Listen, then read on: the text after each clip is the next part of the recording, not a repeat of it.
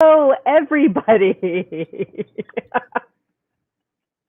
Hey, everybody. It's Linda Lippin here from Linda Lippin Pilates, the Pilates Teacher Mastermind, and Strong Woman Over 50. Patricia, you could probably turn off your phone volume. Okay, I'm trying to figure out which one to turn off. That's what I was looking at. Yeah, I think phone volume, because I've learned that on mine. Okay, And am I let's still see. doubling up? Can you hear me good? Yeah, I hear you fine. Oh, I still gotta, hold Awesome. on. Well, that's off already. Okay. Oh my gosh. I don't I know. don't know. I'm doing the best I can. You hear fine on my end. You sound fine on my end. Okay, You I just hear want to make sure fine. this is Don't not like even the, ask the me whole double, you hear me twice, because what I'm that so is. wonderful Right. like that.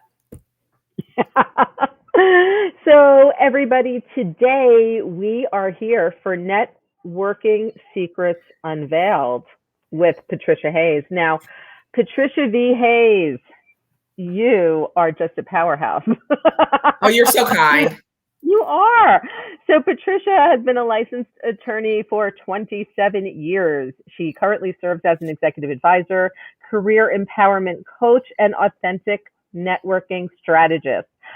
She does this through her group, PVH Consulting, and it is a strategy consulting and leadership development firm. Okay, Patricia focuses primarily on female professionals, entrepreneurs, and their teams to uplevel their executive presence and build sustainable networks authentically and purposefully.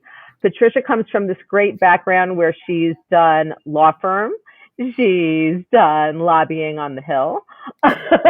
She has worked in leadership roles with state senators, lieutenant governors, commissioner of education, university system chancellors. She was the first African American and female vice chancellor in the Texas State University system, which is pretty impressive. And my husband's from Texas, so I can say that.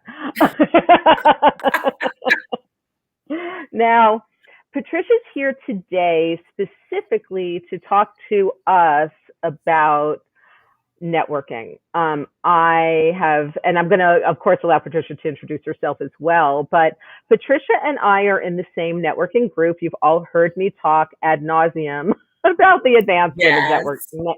Women's Expert Network. It is a fabulous group that has actually really kind of taught me how to network and about networking and about why it's important. And I've been sharing a lot with Patricia over the past few weeks about some of the stuff that's been going on in the Pilates community, or lack thereof, over really the past year. But much longer than that, if we really want to dive in, because the anger that is in our community is not new. And it's not new anger. It's just, stuff that's been brought to the surface. But I think we all remember, as members of the Pilates Method Association, when they mishandled communication around Black Lives Matter. They deleted people's posts and deleted people's comments. In doing so, immediately realized there were no Black board members, immediately brought on 4 women who all walked off a few weeks later.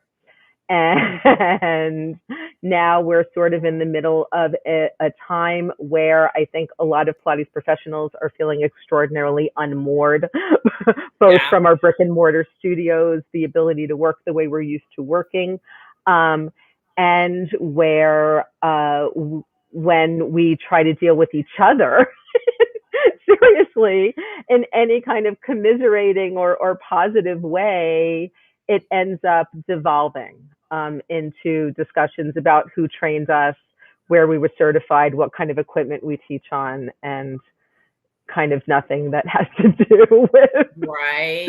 with the bigger issues in the world and the bigger issues that our clients have, right? So Patricia, take it away. Oh my gosh. It's so great to be here. I'm so excited. Linda didn't even know, like, it's been a hellish day. And so it's kind of like, oh my gosh, it's been, crazy getting to this point. and I was not going to miss out. So I'm super excited to be here. She's told you, pretty much my history. But how I got to this space is, quite frankly, because I'm satisfied in my own industry. So, not my legal industry per se, but in my legislative one, because I love the policy. I love being in that. And I can deal with, quote, regular politics all day long. But when it starts getting nasty and being disrespectful, that's not fun anymore, right? And so I was looking for other things to do, because, as she already described, I'm overachiever and always got like 5 things going at once, and looking for a 6th. And what happened was, I was just talking. There was something I was working on, and someone just literally told me, they're like, all that stuff you do for fun? I'm like, yeah. They're like, it's called coaching and people get paid to do it. And I was like, oh, okay. I had no idea, because there was just the things I love to do, right? Like learning more and sharing that knowledge with other people, experiences, and helping to particularly women to become more empowered in what their actions and how they're following through or taking action on things. Because so I had been speaking at groups and organizations, all that kind of stuff for years, long before I knew that coaching was a real thing. And so it was about 6 years ago now where I decided to start like delving into that more aggressively. And so the more I started delving into it and really learning about it and engaging in it, the less of the other part of my life I started doing, so that I'm focusing much more on the coaching, the empowerment piece, executive advising, which is, a lovely term, which makes you get to use my brain and pay me for it, but not a bad thing. I love that work. I love that work. I love being the brains behind a project. Or if you want me to take the lead on the project, I'll do that. But it doesn't always have to be in the political realm or legislative realm. And it allows me the freedom also to couple nicely with being a coach, being a strategist, because that's really where my love is. And so, hello, you don't do legislative policy for 30 years. And that's a real number, because I know I don't look like I'm that old, but I literally I started when I was in college. My first internship was when I was a senior in college, and when I first walked into the Capitol here in Texas, and learned from a fabulous woman who is still my mentor to this day, who's in DC. But she was my person who I learned from about how to handle people and how to manage them in that environment. And I just kept coming back and learning. And the things that I teach now about networking, I'll backtrack in philosophy on it, but I learned from from everything I learned along the way, being a lobbyist and being being legislative in the legislative world. And it's about, compromising, collaborating, all of those things that feed into it. And so my basic philosophy that I always want to make sure I tell people is, because people hate networking. I understand that completely, that it is a 4-letter word. And I'm like, that's fine, but let's change your mindset around it, because in reality, it's about building relationships. And when you reframe it to talk about how are you building relationships and how are you building out those relationships in your professional world for the long term, well, then that's a complete flip on its head, and there's a totally different conversation that we can get into then. Yes. And this is actually, I feel like this is the piece of the conversation, that I had always missed. Because I used to be one of those people who hated networking. And you want to know something, Patricia? Right. Just like you, when I realized that all of my connecting work and all of my community work, because I'm the woman who moved to Turks and Caicos and organized the Jewish community. Okay. I haven't lived there in 10 years. They have a dedicated Chabad rabbi there that lives there. That was me. Right. Like, that's what I do. I'm like, yeah, whatever. I can connect people and like get this together. Give me that project. I'm good with that. And what I started, what really disturbed me in so many ways about the Pilates world was how that didn't happen. We just all yell at each other. There are communities that have like 5 studios and none of the studio owners talk to each other because they all have different certifications and work on different kinds of equipment. And everyone's really got this mentality that like if they lose clients to somebody else, or God forbid, give clients to somebody else, that there aren't going to be any more clients. Right. Right. Right. That somehow they're all The pie is only so big. Right. Right. That the pie is small. It's this size. And if I cut a piece and give it to you, then I'm out of piece. And what I've learned is the more you give, the more you get. Yes, it really is true. And that sounds hokey and most people don't believe, but it's really about the flow of things. And because when you're holding on, that means you're not giving, right? And I mean, you're going to get a little woo here. So if you're holding tight, that means you can't give and you can't receive. You can't receive. And so if someone is trying to share an opportunity with you or share some knowledge or share a resource, they can't because you've closed yourself off. And I think my work in the legislative arena like aligns greatly with this because it gets really combative, right? And it can get really heated when people are in complete opposite sides of an issue, whatever it may be, all of that. But the bottom line is the only way a piece of legislation gets passed is everybody ultimately has to collaborate and do a give and take at some point. Because if you don't and everyone hits that brick wall, then the legislation fails. The same thing with our relationships. If you're not willing to give and take, then you're going to hit a wall. Because if you're always just a taker, and that's the reason why most people hate networking when you think about it, because they only think about the happy hour with people, throwing business cards in your face, and you're like, oh my God, who is that person that was so slimy?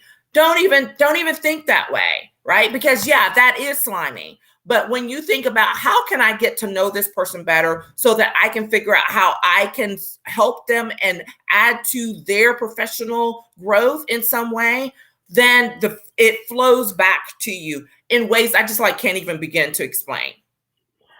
Yeah, I'm totally with you on the Hill and watching people kind of deal with legislation.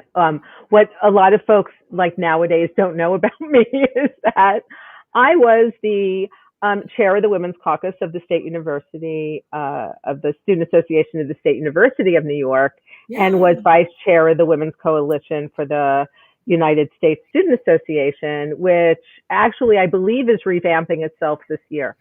Okay. I believe I actually saw news that they are regrouping, and was on the board of directors of the National Student Education Fund. So I actually did a lot of lobbying. Yeah. On the Hill. Yeah. Because we would take semi-annual trips up to the Hill, especially if there was legislation, about education, about union workers, about, whatever else we could, and go do that. And so I remember kind of what that feels like when you're talking to people who are probably not going to back down. Who aren't going to back down, or they're like, who are you? Why? What gives you the right to be here? Why are you talking to me? All of that. Yes. But now, I feel like within just even the small world of Pilates and even the larger world of fitness in general, that first of all, people are they're not convinced that networking is going to be helpful or help them. And especially not when it's folks outside of Pilates or fitness. Of course, I have found that I get the most benefit in so many ways from giving to and around men and women in my network who are not Pilates teachers and are not fitness Yeah. professionals. And that actually a lot of what we need, like what I saw this year for the PMA board, was they brought in some HR inclusivity and diversity specialists when they were doing the board. So, at least there was a little more thought put into, that piece of it. Of course, the issue is that then they piss so many of us off that like, I just don't care anymore. Right. Um, Yeah. I've got my Pilates group and I just don't go there. But what I would love to see, and I think could be interesting for folks, is what would you say are kind of the top, 3 things that we should know and think about walking into a networking situation? So the first thing is that anything can be won, right? Again, remembering you're talking about how you can build a relationship. So I would tell people and it's hilarious because both my kids my daughter is a dancer and my son is an athlete. So I spend a lot of time at dance conventions, dance workshops, and sitting out, at football games and in basketball stands and things like that. And I'm always been a pretty busy person. So I'm like, I need things to like multitask sometimes. Yes, I try to be there for my children, but I really don't give a flip about football. I'm there for my kid. So if I end up talking to someone who's sitting next to me and we're talking about our children, but then it's like, and we start all of a sudden start talking about what it is you do. And it's like, oh, really? Well, that's really great. Let me know if there's something I can ever help you with or whatever. And you might be like, well, what does that have to do with anything? Well, if the person who's sitting next to me happens to own a print shop, and later on, I'm at one of my community leadership organizations and trying to figure out a project that they're working on. I'm like, you know what? I met this person, was talking, at the football game. Let me get his number and pass it on. That sounds simplified, but it is truly exactly what happens. It is exactly what happens. And I've watched it happen over and over again. So I always tell people, first of all, your first thing is to be much more aware, right? Be much more aware about your surroundings and who you're talking with. And the reason why people's networks seem kind of like it doesn't seem like real or whatever is because they're not being deliberate about their actions. They're not being deliberate about who they're talking to, or even just exploring. You can make assumptions that, that what they have for me doesn't mean anything, so I'm not going to worry about that person. I have seen that happen, and you walk away from a major resource, because what happens normally is that person that you just blew off, they directly may not have anything for you, but what you don't know is that their family owns the fortune to whatever. I can't remember the exact, but like that was a real situation. I was like, oh my God, I'm so glad I didn't blow that person off, right? Well, so can I just tell you underlying resources that you just don't even know? Yes. Just a quick funny story on this. Funny to me, probably not so funny to the other person involved, but I still do the hiring for Parrot Key and for Como Shambhala Spa for their Pilates and fitness. And I will typically always start with a call out in my different Facebook groups, like I'm hiring. And I basically tell them exactly what I want and exactly how to get in touch with me, which is always PM or email me your CV. Don't ask me questions here. And a few times it's actually happened because, I block people on Facebook who are nasty. Yeah. Even if they're not nasty to me, if I just see them generally being nasty in a Pilates group to other teachers, I just block them because I'm like, I don't want to deal with this. Right. And it's happened a few times that people have sent me CVs for these positions. And then I go on Facebook to look them up. Mm-hmm. And I realize they're on my blocked list. Mm-hmm. Yeah. And I'm seriously, like I'm telling everyone who's watching this right now, because I'm going to do a hire at some point, that if you're nasty online and people like me have already blocked you, don't bother sending us your CV. I mean, because you can almost guarantee that I'm not going to talk to you. That is one of my core values, right? There are some things it's about integrity and about how people treat each other. And there are a few things like we call it burning a bridge. And rarely, like I can count on one hand when I have deliberately burned a bridge, like I am done with you. I'm never speaking to this person again. I don't, if we come, I'll be cordial. I am not actively trying to share information or resources with you because they were so right? A handful. And there are people I don't like personally that I still tolerate, right? Because I'm mutual relationships or whatever. And I'm not going to be buddy bum, but I recognize that. But the times when I'm like, I'm done. One was when I worked for a state senator, and this person had gone around, but put nose and really wasn't even their business, but then went and started spreading this concept regarding the issue we were working on and saying something that was completely contrary, but told it to my boss, a sitting state senator, as truth. Well, it made me look like a liar to my boss. Now, luckily, I have a good relationship to my boss, so he was like, Trisha, if you knew him, you would know what a great imitation I just did of him. He was like, Trisha, what's going on with this? Like, why is going on? And when I learned, I lost it. I was furious. I said, that is a lie. He's lying. That is not the truth. That is not what's going on. I was ready to go. I'm like, you want me to deal with it, right? And he was like, oh, no, I got it. I'm like, okay. So he went into that meeting prepared because he had talked to me. But I was furious because had he not had a chance to talk to me, then my boss would have looked like an idiot in that meeting because this person lied to him. And yes. if you're so uncouth to do that, guess what? I'm done with you. And mind you, this is someone that was at the time, it was still earlier in my career, and someone I still had to deal with a lot, in a coalition that we were working with. But I would just tell people I need to talk to somebody else because I'm not talking to him. Right. And those things happen. Those things happen. However, there are also opportunities and times when you do need to collaborate with folks. You don't have to be best friends with everyone. That's not what we're talking about. But you do have to remain true to your core values. Integrity is one of them for me. And so if you cross that line, then I'm done. I'm willing to know that I am not going to engage with you. And if a resource or something becomes connected to you, then I'm not going to deal with it. And I'll pay the consequences for that. But that is an active decision and choice that I've made. The problem, and that's a decision you've made after something has happened.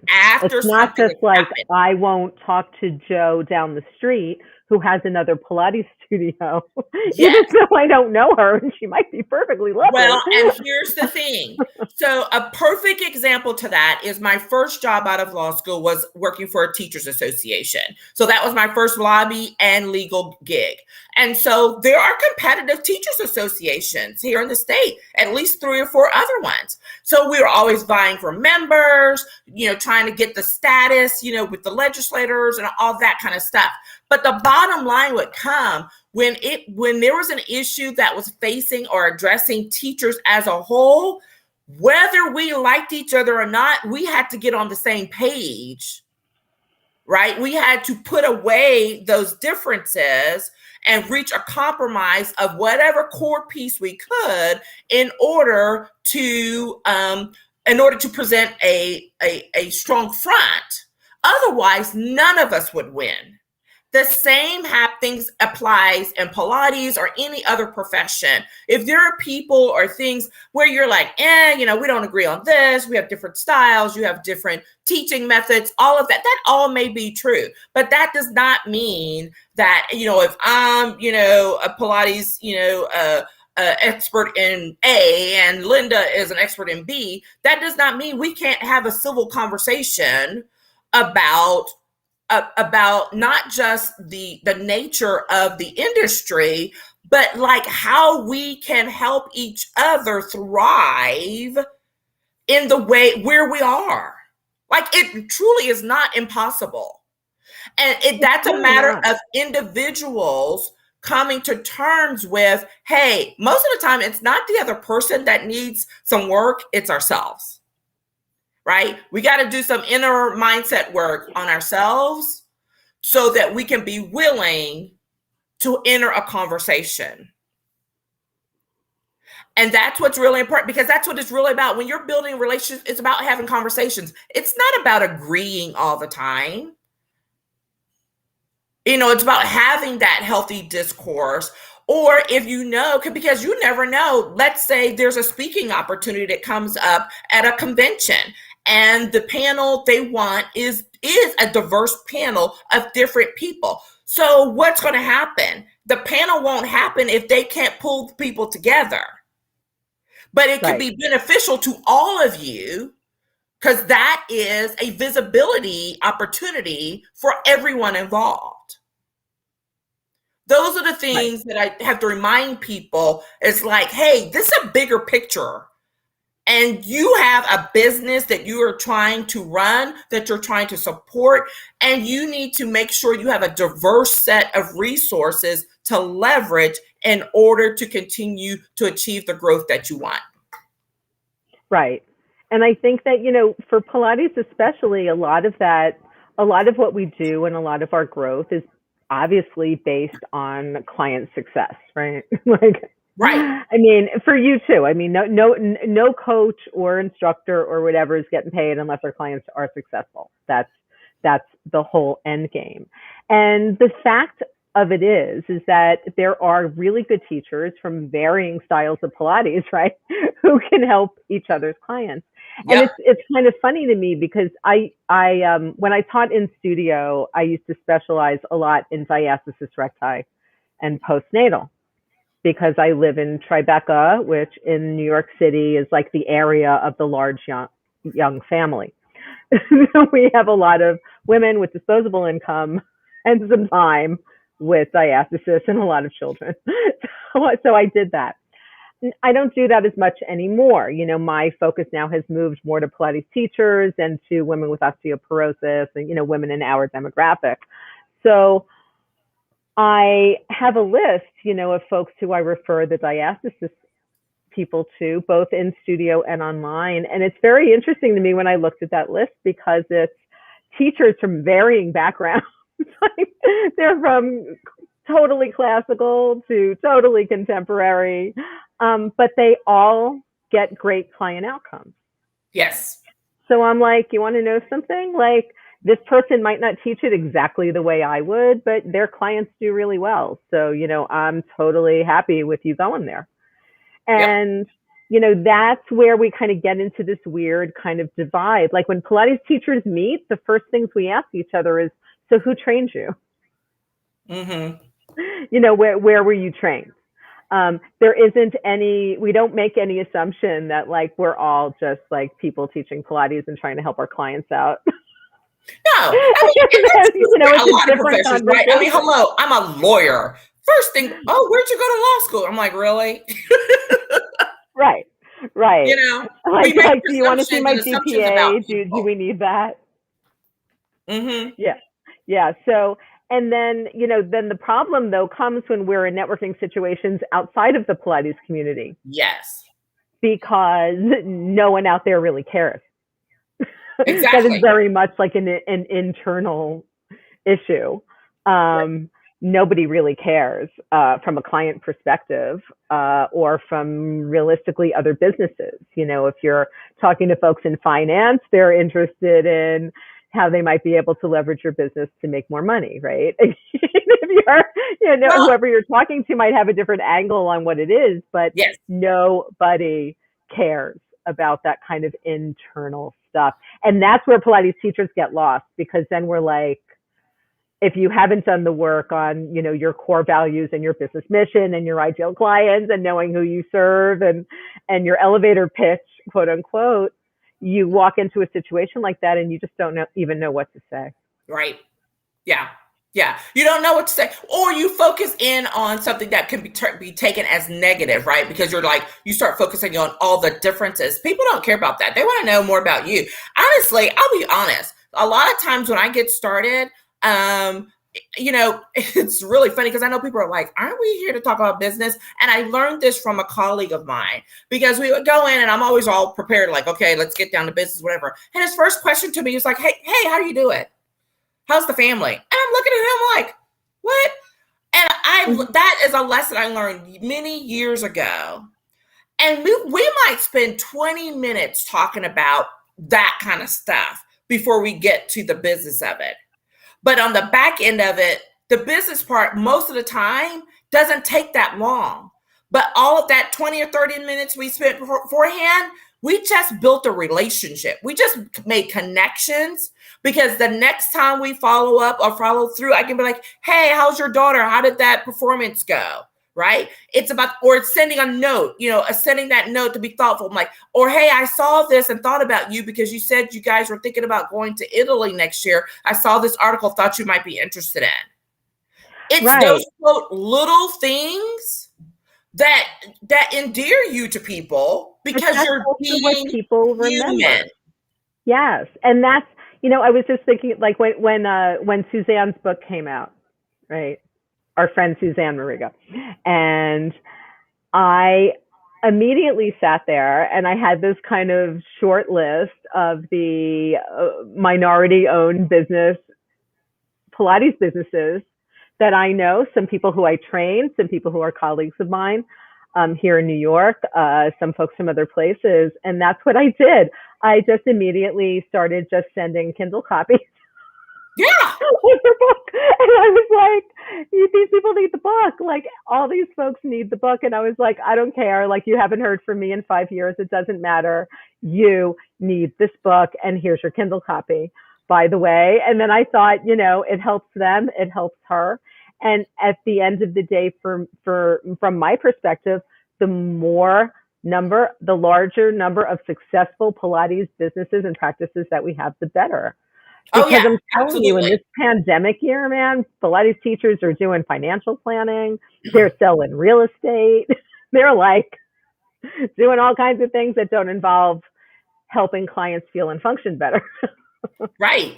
And it's funny because one of the things, so one of my signature things is I do handwritten notes. I know people are like, what?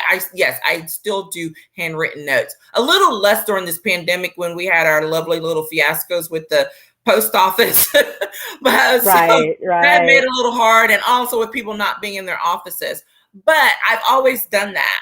And I do it, two things. Number one, it's a stress reliever for me because I actually make handmade cards for fun. And so that counts as one of those things that allows me to be creative. But, it just cut me out of Instagram. There we go. Right. Well, we're still live everywhere else. Okay. So I always write those notes. Well, it's always funny. 2 times I think about in particular. One is where I wrote the note to someone, and we were just getting to know each other, and we hadn't had a chance to really, chat. And so I was like, hey, I know we still haven't gotten together for coffee, but I would love to, and I look forward to it. And I'm thinking of you because I know you're dealing with some tough stuff in your work right now. And the next time, she sent me a note back and she said, oh my gosh, you have no idea. Your note came at just the right time. Like, apparently that day she had such a horrible day at work, and my note of encouragement showed up for her. I re-invited you if it shows up. Okay, I'll try again. If at first you don't succeed. It's not liking it all of a sudden. I don't know what that's all about. Oh, well, that's fine. Okay. So try again. All right, so we'll try. But so it looks like it's trying to reload. I have no idea. Okay. So Instagram's just being weird, guys. If it gets annoying, go. and I will reload the full video up on IGTV later on. And we are still live on Facebook, YouTube, and LinkedIn. So Yes. come see us wherever. Bye. And so, so that was like always very heartening, right? Then the second one was, I had hosted a happy hour, which is hilarious because I hate happy hours. But I had hosted a happy hour, and I give out little gifts. And so the gifts was a little stack of some handmade cards, right? That was the what do you call it? The door prize. So I did that.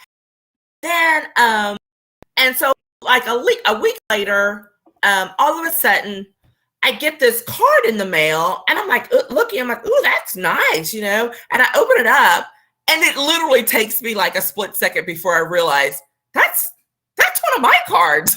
Like, I made that card. The person who had won it That's why it's nice. me a note. That's why it's nice.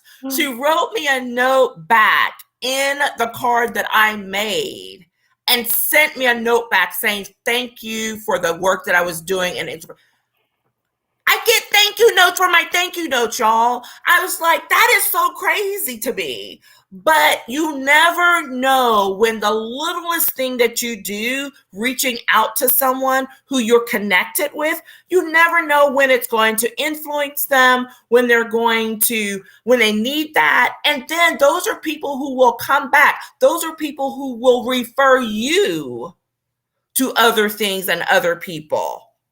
And I've seen it happen all the time. It happens for me regularly.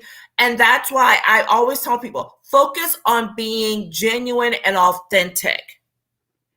That makes the world a difference. When you focus on being genuine and authentic, when you're building those relationships, that's what matters. Most people get stuck because they think they have to be or do something else. You don't have to.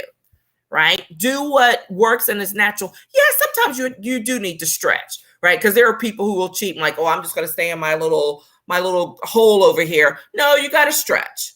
You know, all of those people who were trying to hide out during the pandemic and say, oh, I don't have to deal with people. No, you still have to deal with people. You just have to deal with them in a different way.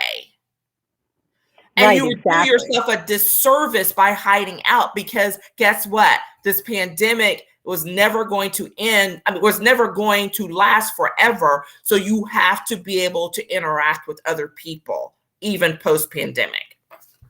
Yes, but I do think, and I've just kind of processing this as you were talking, that the internet is much less forgiving in so many ways, right? Of our foibles. So, and so many folks also feel free to just frankly be assholes online. Yeah, well, right? Like they do. Great. They just yell at people and poke at people. Like, you should see some of the nastiness that I see. Oh no, I've seen it. I know you've seen it, not in my Pilates group, because I don't let those people stay. Right. I just delete their stuff and boot them. So, like, that's the end of that. But I've seen these threads of 400 comments where literally people are bitching to each other. They're also sometimes complaining about their clients. Well, who has these horrible clients who talk like this to them, or who think these things? And I'm thinking, like, number one, you work in a service business. Well, we have to deal with clients. A way to share if it was being constructive, right? There's value in sharing, problems that you may be having with a client with someone in your profession so that you could get insight on how to resolve the problem. Right. But if that's not happening, then that's unprofessional, right? Right. Then it just turns into a big bitch fest. Yeah. And I feel like that's the thing. It's like and I'm okay, so full disclosure is in my thought process on this over the past few weeks is I'm doing that. Like, I want to create that kind of community for the Pilates people. Mm-hmm. And they can talk about issues. Where we can really talk about issues and talk about who we teach and talk about how to get through client things and talk about, all the things at my table, which will be a nice table. Right. People Well, are, and nice. that's something that where you could be providing, or you will be providing value to people in your profession by giving them a safe space to engage and have conversation. There's value in that. And guess what? When people realize that, others will learn about it, but they also know there are boundaries. If you're not professional, if you get out of line, you won't be invited to the party. Right. Exactly. And I think, I don't care if you were a dancer and you became a Pilates teacher and you don't, never learned like the businessy stuff. I mean, I was a friggin' philosophy professor. I didn't know anything about running a business or doing networking or any of that kind of stuff, because academia has its own challenges. But you learn, you get out there and you learn. And I think, that mindset is also a huge piece of that. So let's get back to where we started, which was where you were like, this is a little woo woo, but it's important.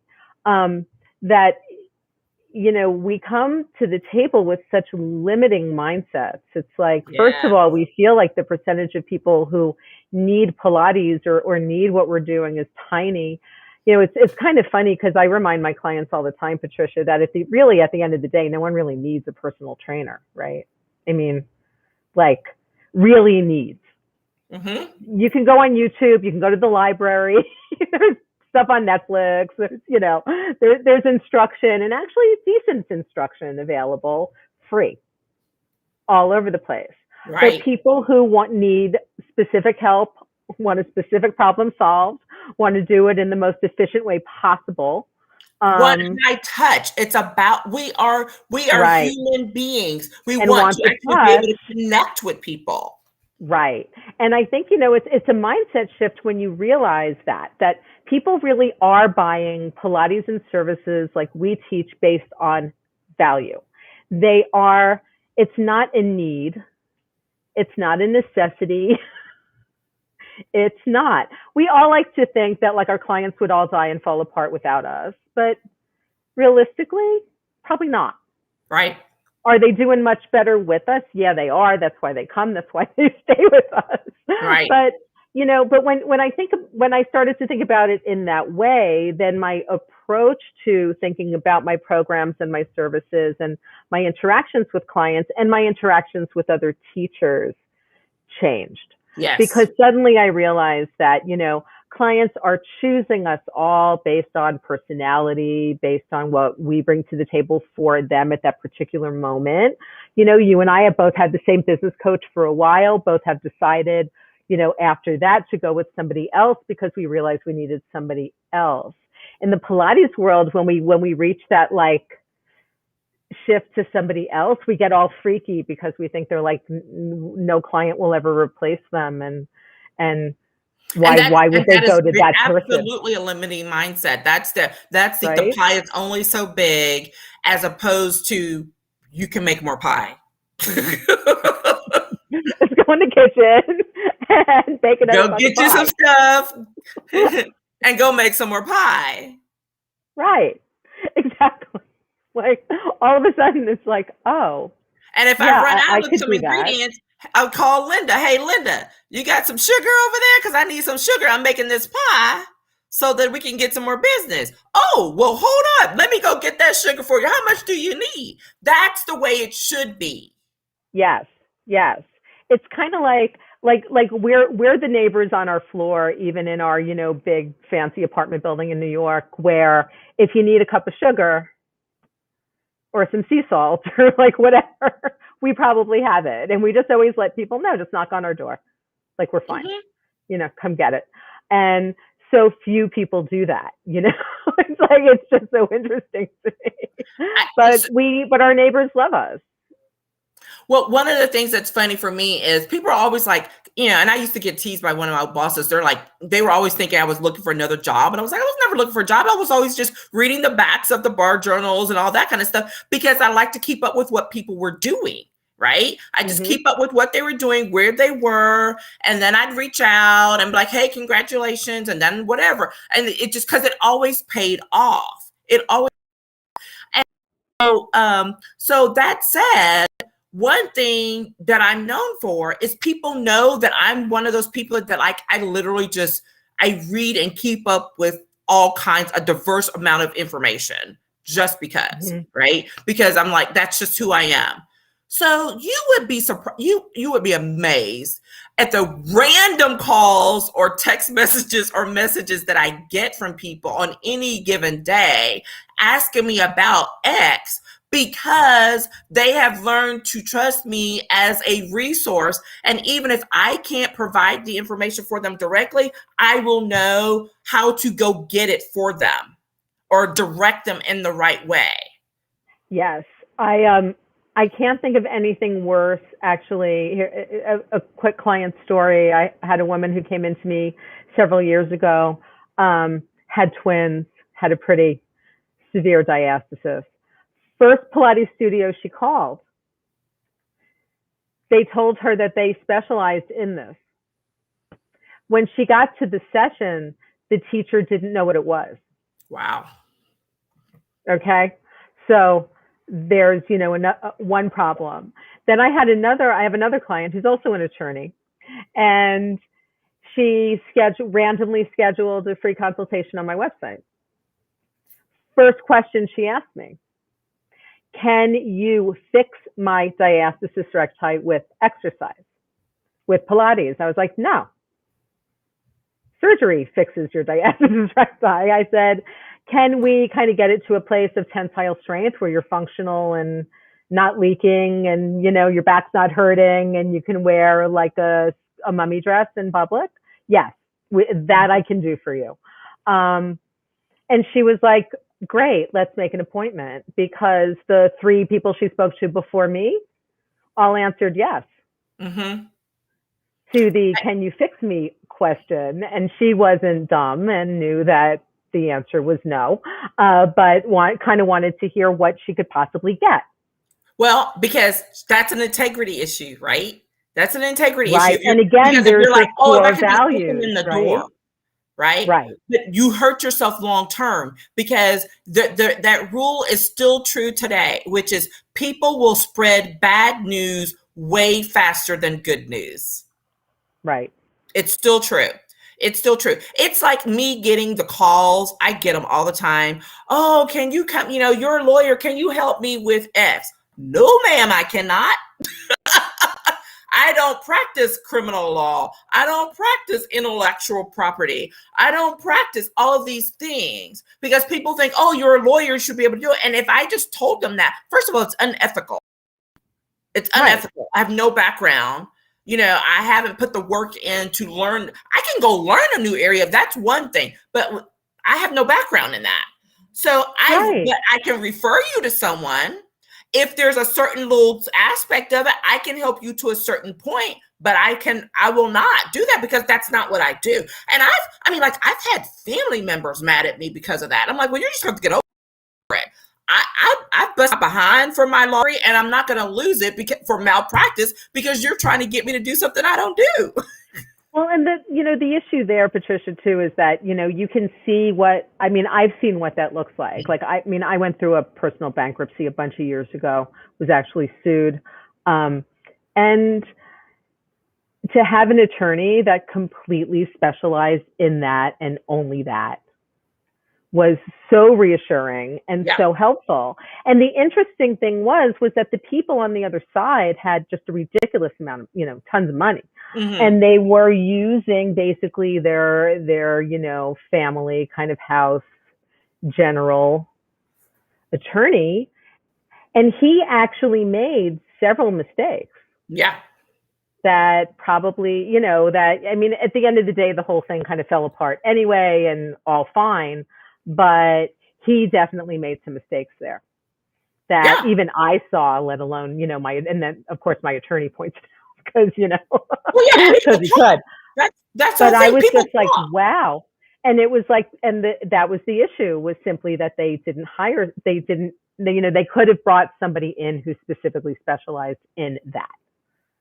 But they And didn't. here's the thing. If you're really good at what you do, even if you're on opposite sides of the aisle on a particular thing, when that's done, I've seen it where, I've done it myself. When you go to someone, you're like, yeah, that was a good little fight we just had. That was really good. Give me one of your cards, because if I know some people, I'll send them your way. Yes. That's how it can be. It's not about trying to hold everything for yourself, because it's one of the things that we learned along the way from the work that you and I have been doing is, guess what? None of us could do all of it. Like, if even you couldn't handle all of the people who do want Pilates. Right. Like, I've asked my clients before, or I've even asked myself, like, what if 100 people came to me tomorrow and all wanted privates? I couldn't do it. You couldn't do it. Couldn't do it. Would be referring them out to the people in my network. Exactly. This is where the networking comes in. And this is where the networking comes from. You have to be a part of someone's network in order to get the referral. Exactly. So here, and we're back at that kind of worked really well, because we ended up kind of back at the very beginning of our talk, right? Which is, you have to have a network to be able to do it. And it's okay to pay also to be a member of a network. But I feel like Pilates teachers especially, like, we need to realize that when we're with each other and we have organizations around us and working for us, that we should be a part of that, and they should really be doing things that are important to us. Like, I realized after a while that there are a whole lot of Pilates organizations and people out there that are very interested in licensing. Mm-hmm. All right. This is a conversation that, people are having. Patricia, I'm one for less government interference in my existence. And I don't know that licensing would add anything or elevate anything with Pilates and fitness. I really don't. It's still going to be the good people. The cream's going to rise to the top, and that will be that. And I don't even know that it'll make the public any, feel any different about Pilates or normally fitness. Those come up either for one of two reasons: financial, someone sees a way to make some money out of it, and or there's been enough harm caused by someone's behavior in the industry that then it becomes a question of, is it good public policy to put parameters around it that are required to make sure that you don't have, the bad people, so that you can weed out the bad people. That's normal. I mean, bottom line, it boils down to that, right? Exactly. But of course, then you get into this weird place, right, in the history of Pilates, where within our own community, we've had people come in, sue people over using the word Pilates. Now it's generic for that reason. So there's a whole lot of like fear and a whole lot of emotion that comes up every time we talk about, anything like that, because then again, it evolves into, well, who's going to do the licensing, and is it going to be classical or contemporary, and what kind of apparatus will we have to buy, and like all of this litany of other stuff. And so what I've realized is, I then choose to not engage in those groups. It's very easy. Right. It's very easy to just see like, okay, they're interested in that. I'm not, for a variety of reasons. So I'm going to put my energy elsewhere. One of the things that I always do, and I've always done it, but when I'm working with my coaching clients, I recommend when I'm taking them through. So normally with my coaching clients, I do and this is whether you're doing career empowerment or whether you're doing a networking coaching package. Like, I create with you an action plan. So it is a strategic action plan, and part of it is being very deliberate about going through and acknowledging who you know currently, who did you used to know, because most of the times we let people slip away, and who do you want to know, you want to do, like things you want to do. And they're like, why you just stick with me here. when you do that, first of all, you start opening up because you realize, like, oh my gosh, there's so many things and people I've been ignoring, right? You haven't been doing that. And then it allows you to be able to say, I need to grow in these areas or whatever. One of the things I always recommend in there is you make sure that you are a part of a diverse group of communities or whatever. So whether you're, like for me, like, of course, I always did all the stuff with lawyers, right? So I was part of various lawyer organizations, because there's the one that you're required to be part of. The others are optional. All right. But Right. I would do those. But I also was very active in my community and served on various community boards, because community boards always need a lawyer, right? But I was also using it and developing other sets. My knowledge of fundraising and fund development, I did not learn in law school or in my lobby jobs. I learned it from serving on those community boards and have been able to leverage that and use it in other things. Okay. And the relationships you build and create from all of those different things, and from interacting with people who don't look or sound like you, that is what is enriching, not just to you, but to them, because you are someone new to them as well. And that's when people start saying, oh, these other skill sets, or, hey, I know some people, or I know someone that I can send you to when things come up. And a lot of people are like, oh, but that takes too long. It only takes too long because you wait too long to get engaged. The moment you decide to be engaged, you're there. And getting back up to speed can happen pretty quickly if you're, again, very deliberate and very strategic about the actions that you take, and not act all over the place.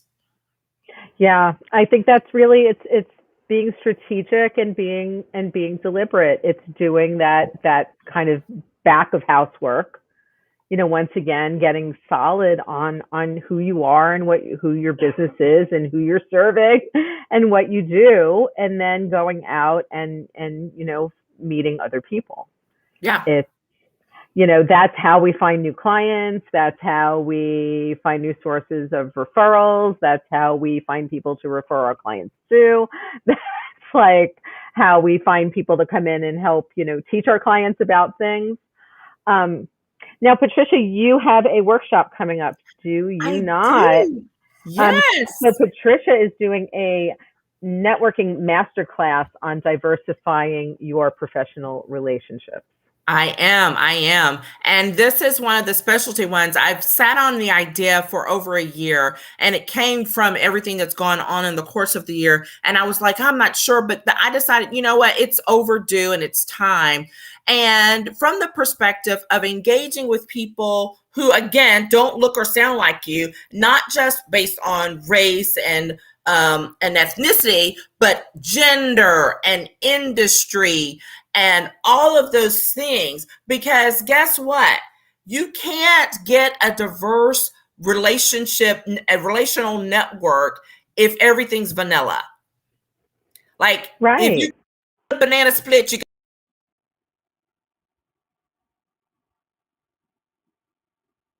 some other.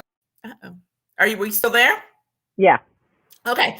And so that's where I want to go with this workshop, that this networking masterclass that's starting June 28th, and it will run for 5 days. It's an hour, 75 minutes, so something like that every day. I am recording it, so the things will be available.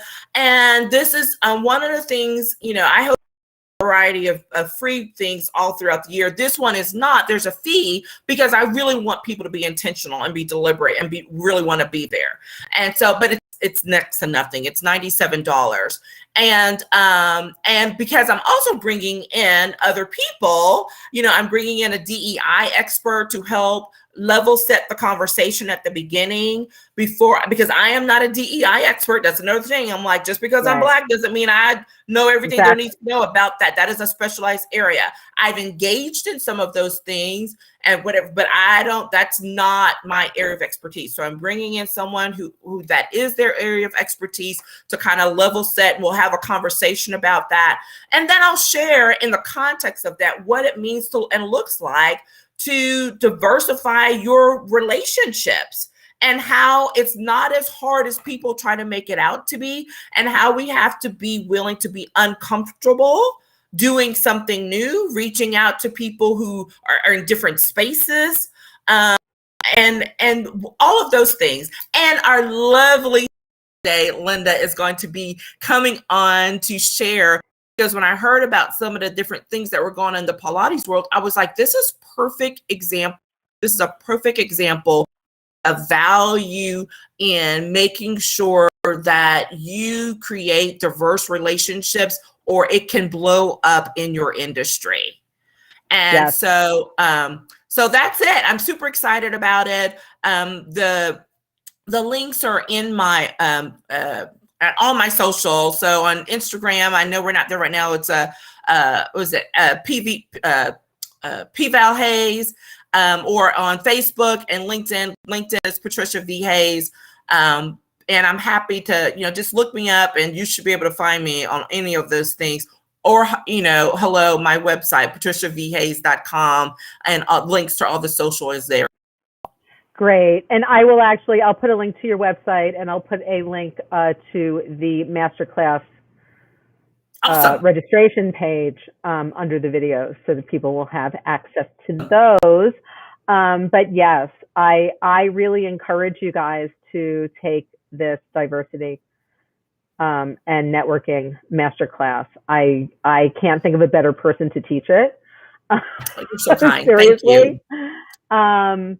And I really feel like this is something that is much needed in all industries and for all people. And it's seriously, like Wednesday night at 6, which is our every other week networking pod meeting. This is where I met Patricia.